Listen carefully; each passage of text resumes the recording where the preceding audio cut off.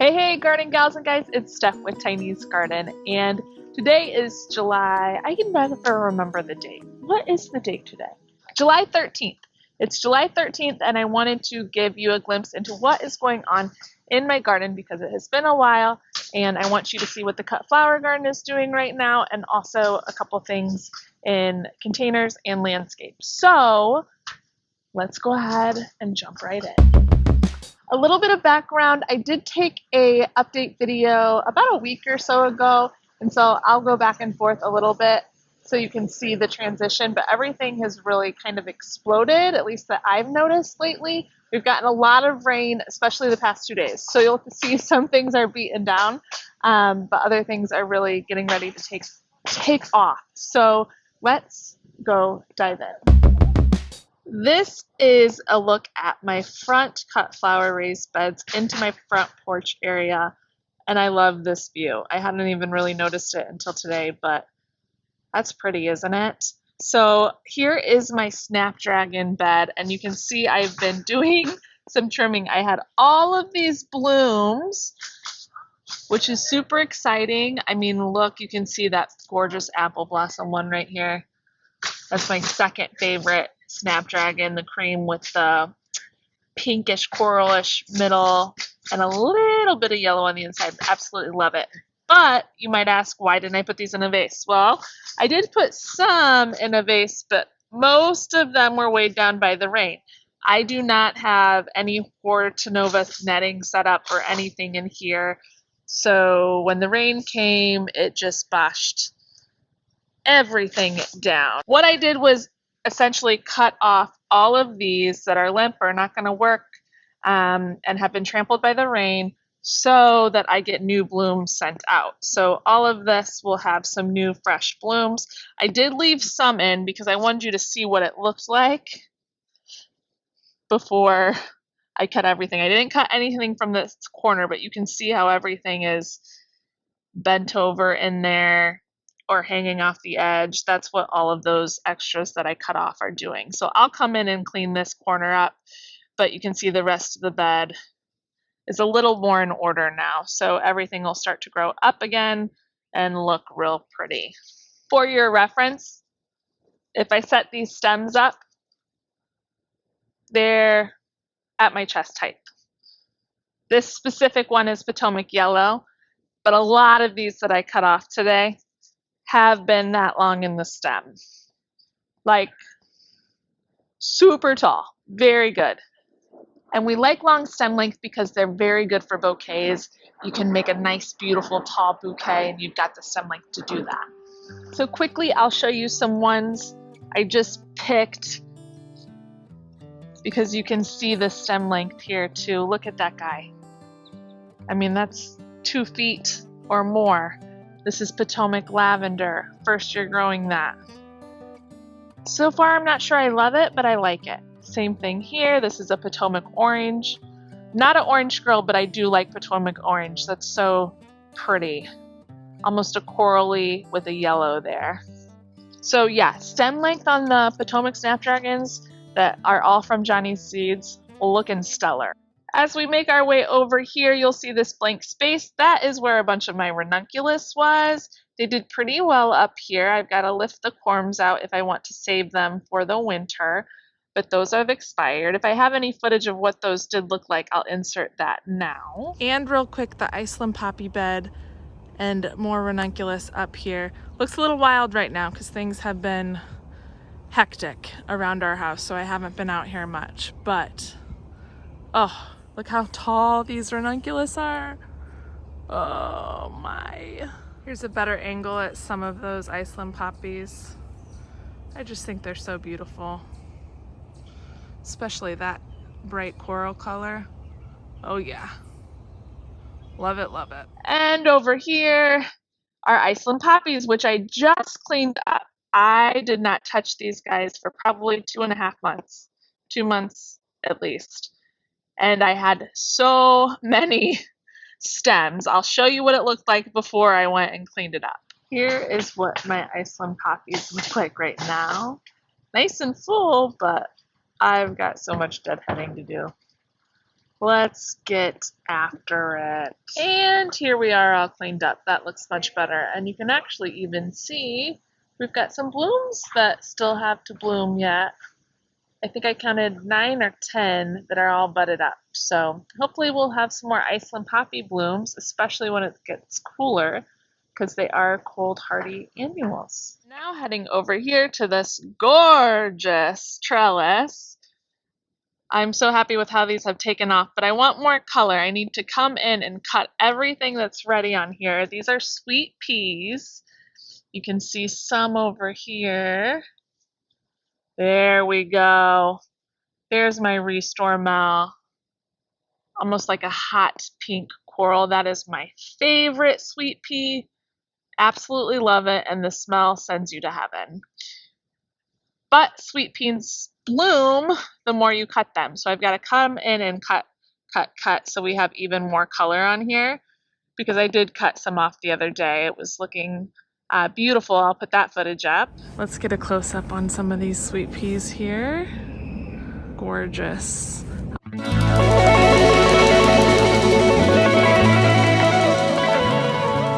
And down below we have Vegmo Snowball Feverfew. This is the first year I've grown these, and it's done really well. It's ready to be cut for sure, actually past its prime, but the texture is not what I expected. It's almost like a loofah or something, almost like it's dried already, but it's pretty for a filler for sure, and very cold hardy. I put these in very early.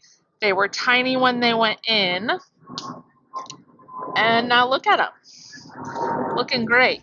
Here in this shot from early April, if you look over my right shoulder, you can see the itty bitty feverfew that I planted. It was either late March or early April. It's super cold hardy, and it's grown into what it is today. Really happy with it. Also a new one, Chimchimney Rudbeckia. I'm gonna wait for that plane to fly over. There we go, Chimchimney Rudbeckia. And I am happy with these. I like the structure. It's like a chimney sweeper, which is where it gets its name from. Chimchimney, Mary Poppins reference. I like the structure of it and the form. I think it's very interesting. On this one over here, you can see there's a slight difference in color. There's actually a little burgundy around the center, but I think that's so pretty, and it'll be nice for bouquets. So those are coming on now as well. At the end, we've got Sahara Rudbeckia down here, not blooming yet, but I've got it blooming somewhere else. And these Bells of Ireland volunteers are from last year. I planted Bells of Ireland in here last year, and they're popping up in the bed. I'll take it. And over here we've got a bed of a couple things. We've got some celosia in front, and the zinnias are starting to take off. Look at this beauty. She's pretty. I believe that's Benary's giant scarlet red colored Dahlia. I'll have to put the name on the screen because I'm blanking, but it's looking good. And my Benary's giant salmon rose are going to bloom soon, which is my favorite. I can't wait to see those in full bloom. I've got a couple in the back as well. Here's my Cosmos space, and I have to say I'm underwhelmed so far. I tried some new varieties. This one actually has bugs all over it, but I believe it's apricota, and I'm underwhelmed. I don't love it, my friends. I am missing my Double Click Snow Puff. The white flower here is Double Click Snow Puff from a harvest last year. Big Time. And Cupcake Blush was another one I liked last year. Cupcake's Blush is my most recent one, and it has the ever so slightest touch of a pink in there, and I'm not a pink kind of gal, but it's really, really pretty. Anyways, I'm missing them. Here's a close-up on the pots. That is a pussy willow. It's overflowing there at the top into Senecio, angel wing Senecio, I believe. And then I've got pansies and osteospermum down in there. And I just love the draping over the side of the pot of the ivy. And then also, the Silver Falls dichondra. Oh, so happy with those. I'm gonna let those keep going. I need to get a hose link up here because this hose drives me crazy. So sorry for the eyesore, and I haven't planted up here yet, but that is pretty, isn't it? Then coming to the front landscaping beds, this is a beautiful view, isn't it? I could sit here and look at this for a while. It's very peaceful. It's very natural woodland garden here. My hostas are starting to bloom, so you see that sweet lavender bloom come in. I like the green touch down here. I'm blanking on that name, but I'll put it on the screen. And then hello hydrangeas. This is them at their prime right now.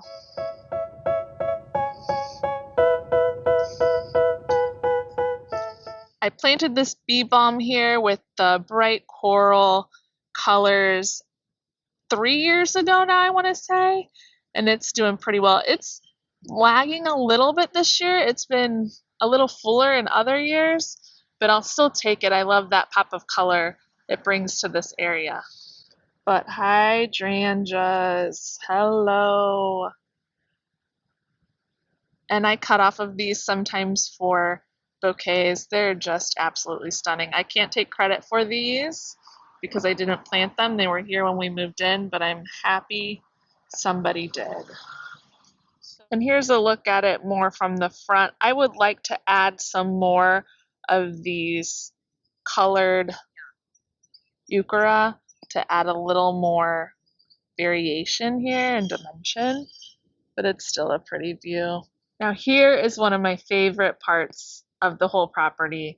I planted these things and they were just little itty bitty this spring, but man, have they grown into their own.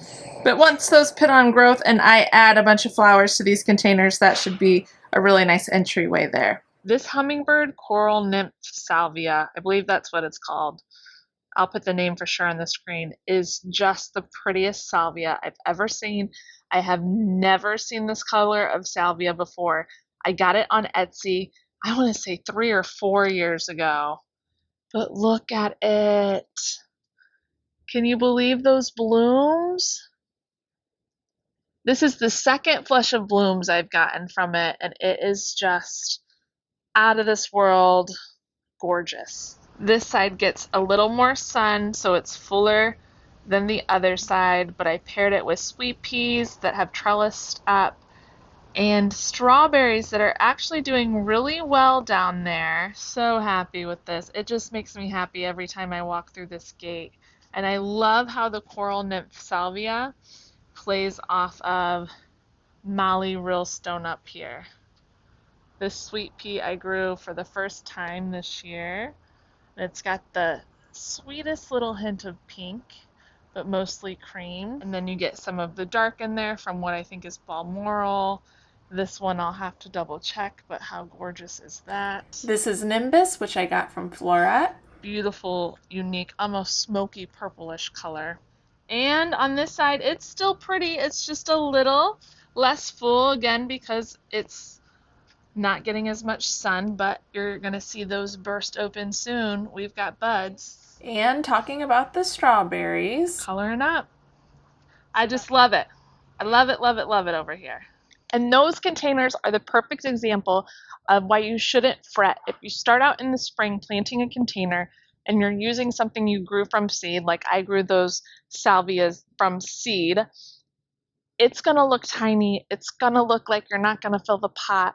May even look a little sad and not quite so pretty, but over time with sunlight, with water, it is going to grow and fill in.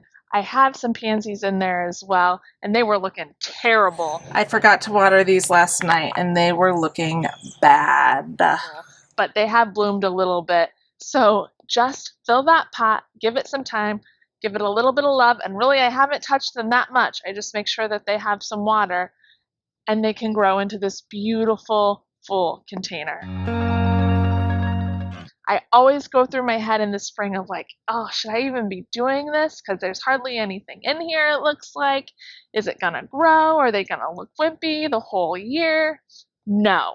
They'll start out small, they'll grow and fill in your pots and be beautiful. So I didn't buy anything from the store besides the strawberries in that area over there, and that's always a good feeling.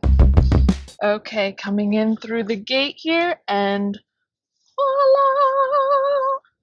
I love rounding that corner and seeing color. It's just the best. Look at that butterfly.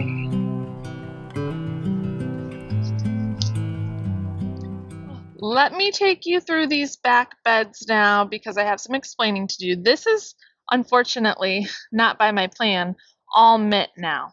Mint has grown across from here from the previous owner, and seeds got into here and have just taken over. But it was a beautiful bed of ranunculus just about a month and a half ago. Hallelujah! You can see I have some blooms and they're gorgeous. But you can see the ranunculus bed is struggling. It's hot. Still some pretty blooms though. So honestly, I will probably come in and tackle that and get that out of there when I'm raising the corms out, if I decide to save the corms. Pull her out, buddy, pull her out. Dig down there and pull it out. Oh, what'd you find, a bug? Roly-poly. Let me see. Let me see, hold your hand still. Oh, okay, we lost them. But I did just stick in some mahogany splendor red hibiscus to grow something else in here. And these were maybe planted 2 weeks ago. Very, very, very, very, very late with everything that was happening in our lives. So this is kind of an afterthought, but it's better having them in the ground than out, and they will continue to grow. This is where the anemone bed was. A pretty full bed here of anemones. I'm really happy with that. They've also started to put on some height. You can see there. With the hot weather, they're slowing down because they like cool weather. But I noticed this little guy today. You're pretty. Look at that slight lavender on the inside. Then we come to the snapdragon bed. Again, this, I haven't even touched it today, and it's been poured on for the past 2 days. It still looks pretty, I think, but it's definitely trampled. See how a lot of these are on their side? That's from all the rain. But in the back now, I've got some snapdragons really coming into their own back here. And I am so pleased because this is my favorite right here. And it is absolutely blowing my socks off again, both in scent and structure and color. I wish I could put the smell of these through a screen because they smell incredible. Just lifts my spirits. Anyone who says snapdragons don't smell or aren't fragrant, I think they're getting the wrong snapdragons probably from the grocery store, because these guys, that scent will take you to heaven. But I have to show you this because I just think it's the most beautiful apple blossom snapdragon. Stunning, nice and upright, gorgeous blooms, long stem.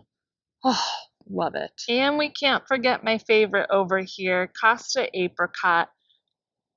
I just love the color and the uniqueness. I have to say, for whatever reason, this apple blossom one is just taking my breath away today. Even over the coral apricot, or Costa apricot, I mean. This is last year's Lisianthus bed with some space left to use. Then my Lisianthus bed, I mean, I can never get enough of these. And here is this year. I'm standing on the raised bed next to it, but you can just see this bed is packed with them. It's not too packed. I think it's perfect. I'm so excited to see these guys bloom and have this bed just bursting with Lisianthus. Arguably my favorite cut flower.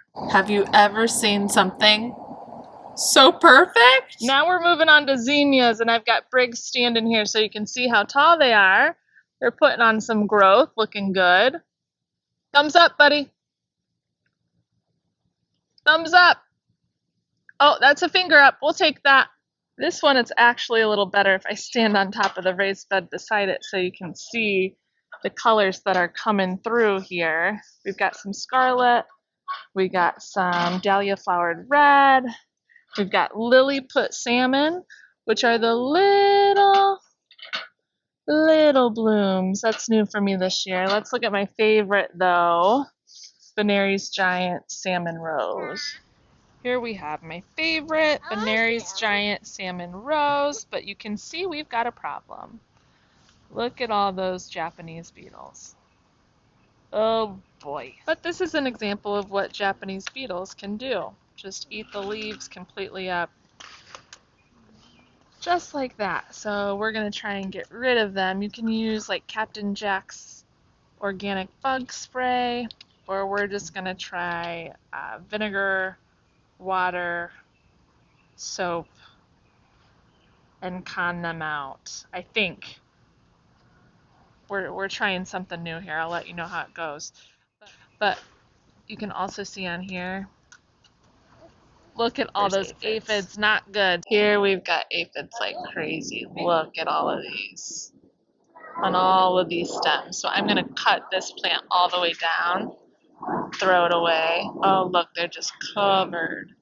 And then I can pick up some Captain Jacks and just sprinkle it over all of these as well. The last, well, almost last cut flower bed here. Dahlias coming along well. They got a little bit of a late start. I think I got them in June. But they're growing and they're looking really healthy. Dark green leaves. No signs of disease. They're all pinched. So blooms should be coming on those. And then over here, these are the ones I just planted this week. Dahlias planted in July. Yes, life happens. Yes. Hopefully we'll still get some blooms. Even if we don't, it's better that they're in the ground because the tubers will have a better chance of survival. So hoping for some blooms there. Better late than never. And over here, can you say holy bupleurum? This is all self-seeded blue plurum in my tiny cut garden space.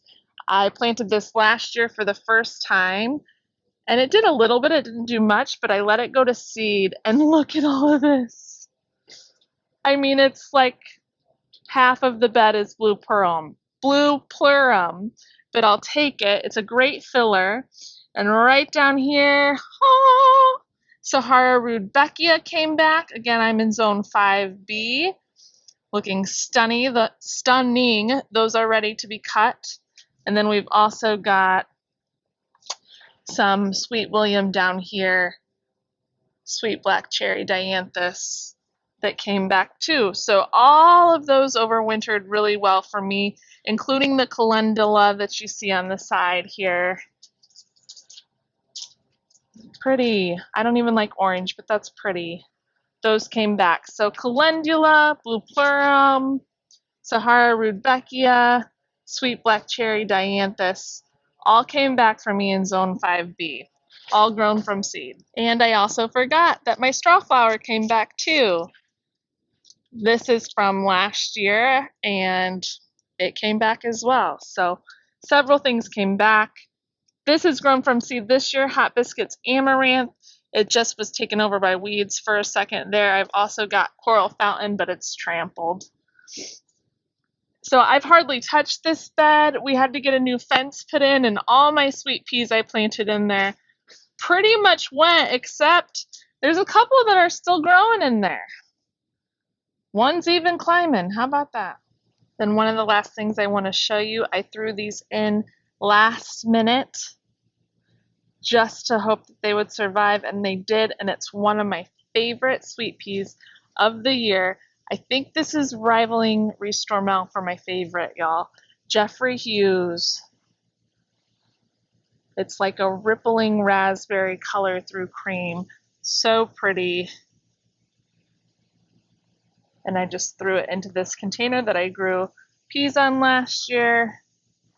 And it's quite nice, really. But loving, loving Jeffrey Hughes. Oh, so gorgeous. The last thing I'll show you is the backdrop in our backyard that is pretty much at its prime right now. It's so tranquil.